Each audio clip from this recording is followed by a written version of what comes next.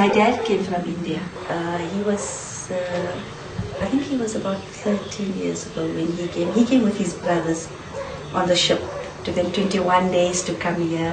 And my mom was born here in South Africa, and we all here from South Africa. So when he came through, then he lived with his father and his brothers and that sister here in Fitas. My family history can be traced back over 200 years in South Africa. I suppose my forefathers came as slaves, from India, but 200 years ago they were brought here by the British as sugarcane workers in Natal. On a ici em Angola, em Luanda, houve muitas razões que me levou a sair de Angola. Uma das maiores razões é a guerra. People have been moving around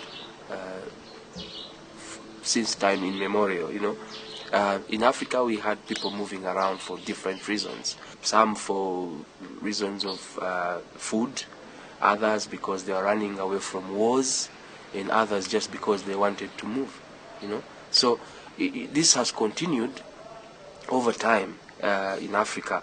And then we also have now, in these modern times, we have people moving from different parts of Africa into South Africa looking for jobs. As human beings, we have a right to move to whichever part of the world that we want to move. But unfortunately, there are people in this world who don't want that to happen. They don't want people to move around as freely as they should. The political relationship between Africa and the Great Eight, or Europe and America and the rest of the so-called developed world, has always been an inferior relationship where we are the beggars, they are the givers. And this thing has a history. It was designed to be like that. Today on the radio, they're talking about a huge shopping center. Many years ago, that was the biggest shopping center. But there would be a door entrance for whites, door entrance for blacks, and the door entrance for colored.